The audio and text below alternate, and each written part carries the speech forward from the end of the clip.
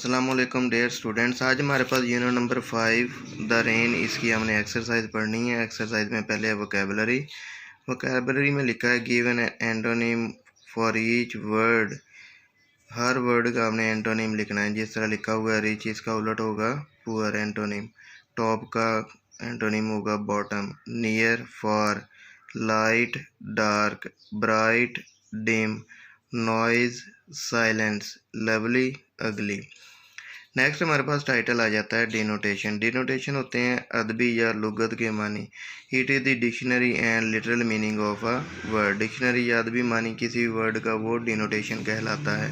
इस तरह लफ्ज़ के दो मीनिंग होते हैं, दूसरा मीनिंग बन जाता है कोनोटेशन के लिहाज से। It is emotional, contextual, cultural meaning attached to a word, shades and degrees of meaning। Connotation होता है कि आप लोगों के जिस तरह आपका अपना नेम निक नेम बन जाएगा, वो एक हल्के के अंदर महदूद हो गया। चंद लोग जानते हैं, जज्बाती लिहाज से वो मीनिंग हो गया। कॉन्टेक्स्ट है कि भारत के लिहाज से मीनिंग, जिस तरह हम रन का मानी होता है दौड़ना। अगर हम किसी और सेंटेंस में देखते हैं ही रन्स अ शॉप, तो रन्स यहाँ पे मानी दौड़ने की तो नहीं दे रहा है, यहाँ पे होता है दुकान चलाना। तो इस तरह कॉन्टेक्स्ट के लिहाज से मानी चेंज हो गया। और इसी तरह आगे कल्चर है। कल्चर में हम वर्ड ले लेते हैं ऑल। अगर हम इंग्लिश कल्चर को देखते हैं तो ऑल का मानी बनता है जो ज़हीन तरीन इंसान। अगर हम पाकिस्तानी कल्चर को देखते हैं तो ऑल का मानी बन जाता है कि बेवकूफ़ इंसान। इस तरह कल्चर के लिहाज से भी मानी चेंज हो जाते हैं। यहाँ पर उसने कुछ एग्जांपल दी हुई हैं डिनोटेशन के लिहाज से, जिस तरह home, house, resident, dwelling. All these word mean a place which someone live, यानी कि इन सब का मीनिंग यही है कि जहाँ कहीं कोई रहता है। लेकिन यहाँ पर उसने मीनिंग के लिहाज से कुछ बताया हुआ है कि होम होता है कि आप लोगों का cozy, loving, comfortable, feeling of security. House होता है द एक्चुअल बिल्डिंग। रेजिडेंस होता है कोल्ड विदाउट फीलिंग। यानी कि ये एक लफ्ज़ी मानी तो बन जाते हैं, लेकिन इसमें मानी में कुछ ना कुछ फ़र्क होता है। आगे वो कहता है read the following sentences, answer the question given below. Ali was surprised, Ali was amazed, Ali was astonished. वो यहाँ पे कहता है कि what is the general meaning of each of these sentences about Adeel, and do the word surprised, amazed and astonish have approximately the same denotation. तो इनके same denotation है, लेकिन फिर भी जो सरप्राइज, हैरान होना, अमेज्ड और अस्टोनिश का मानी होता है चौंक जाना। थोड़ा सा मीनिंग के लिहाज से तब्दीली है। नेक्स्ट उसने पूछा है which connotation is more positive. Our trip to the Khewra mines was fine, wonderful. Fine अच्छा, वंडरफुल बहुत ही अच्छा, हैरत अंगेज। तो इसका वंडरफुल यानी कि ज़्यादा अच्छी कोनोटेशन। यानी कि कोनोटेशन पॉजिटिव और नेगेटिव भी हो सकती है। इस तरह आपके कोई निकनेम बन जाता है, अगर अच्छाई के लिहाज से है तो वो पॉजिटिव कोनोटेशन होगी, अगर वो बुराई के लिहाज से है तो वो नेगेटिव कोनोटेशन हो जाती है। यानी कि अच्छे और बुरे मीनिंग इसके क्रिएट होते हैं। Dash people rode to the roller coaster. तो यहाँ पे ब्रेव बहादुर और फुल हार्डी उजड़ा हुआ, तो यहाँ पर फुल हार्डी इसका मीनिंग बनेगा।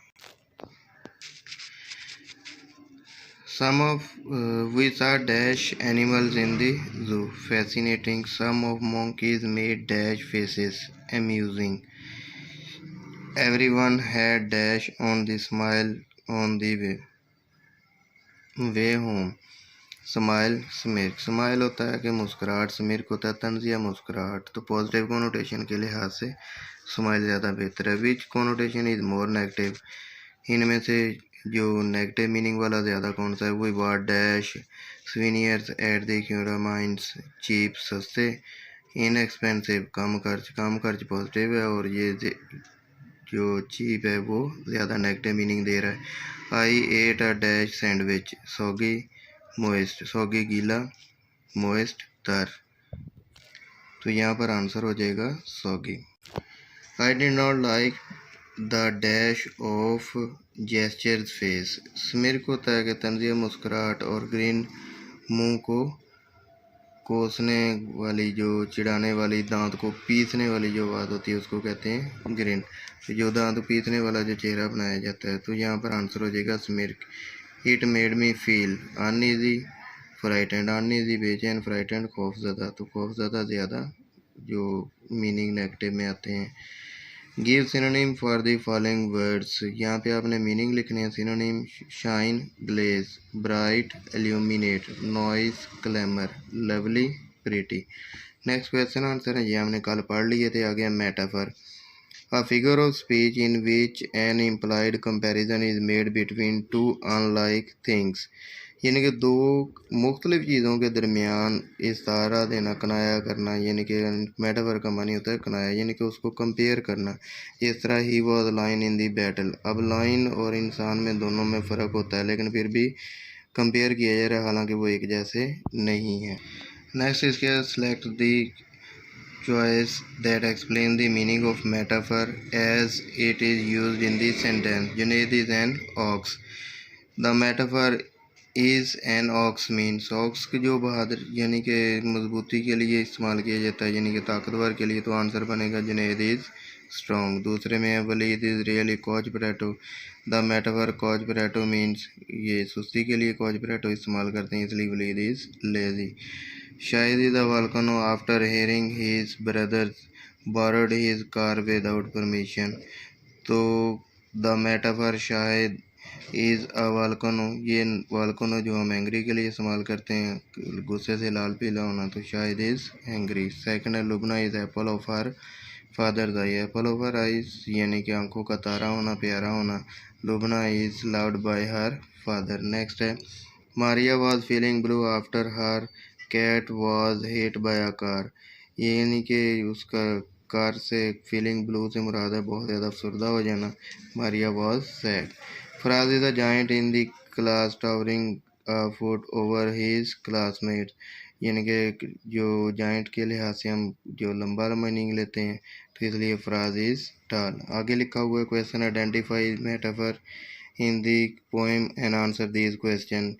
What do the rich leaves symbolize? Rich leaves symbolize rich people. What do poor leaves stand for? The poor leaves stand for poor people. What does the sun symbolize? The sun symbolizes equality. Next step, personification. It is figurative language technique where an object or idea is given human traits or characteristic। जब एक बेजान चीज़ को इंसानी खसूसियात देते हैं उसको कहते हैं personification.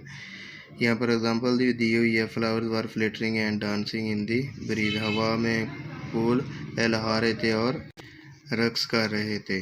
Identify the use of personification in the poem and answer these questions. Which object is being personified in the poem? Leaves have been personified in the poem. Which human traits are given to the object? Human traits of drinking and giving has been given to the leaves in the poem.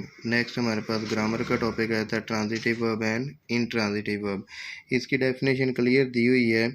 A quick trip to identify transitive and intransitive verb is that transitive verbs can be changed into passive voice, whereas intransitive verbs cannot be converted into passive voice। यानी कि जो verb passive voice में change हो सकते हैं वो transitive, और जो नहीं चेंज हो सकते, जिनका ऑब्जेक्ट क्लियर नहीं है, तो वो intransitive. The sun shines bright, intransitive.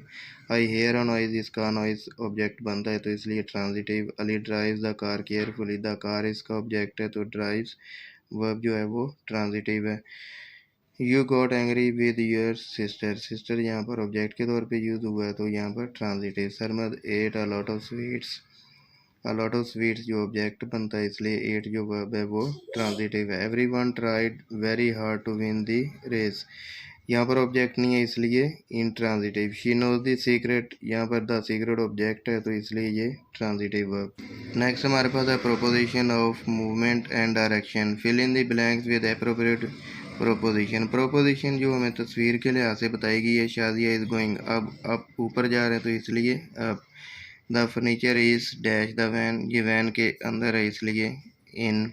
My friend lives in a flat, अब ये फ्लैट ऊपर है, इसलिए अब।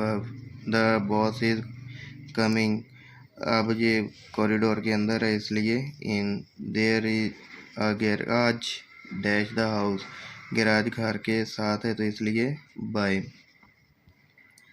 वी वॉक्ड, ये इर्द गिर्द है, इसलिए अराउंड। द स्टैचू इज, ये सामने है, इसलिए in front of. Hasan and Ali are walking, ये स्टेडियम के अंदर चल रहे हैं इसलिए इन। नेक्स्ट हमारे पास आ जाती है फिर तस्वीरी लिहाज से। तस्वीरों में ये हमारे पास ज़ाहिर किया गया ये फ्लाइज़ के लिहाज से।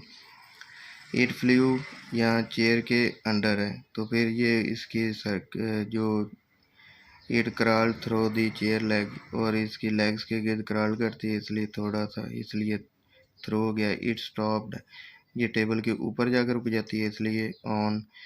It went dash telephone, telephone के इर्द गिर्द जाती है इसलिए around. It flew dash the drawer, ये दराज के अंदर चली जाती है तो इसलिए into. It went dash the window, ये बाहर जा रही है इसलिए आउट ऑफ। नेक्स्ट उसने पैसिव वॉइस का क्वेश्चन दिया है। सेंटेंस में लिखा है we dash a letter the day before yesterday to send, past indefinite के लिहाज से सेंड को we were sent. This car dash it's too old, यहाँ पे नॉट स्टिल पास्ट इंडेफिनिट, तो यहाँ पर वर्ब उसने दिया हुआ है नॉट स्टिल, तो ये हमारे पास पास्ट इंडेफिनिट के लिहाज से बनेगा वाज नॉट स्टोलन।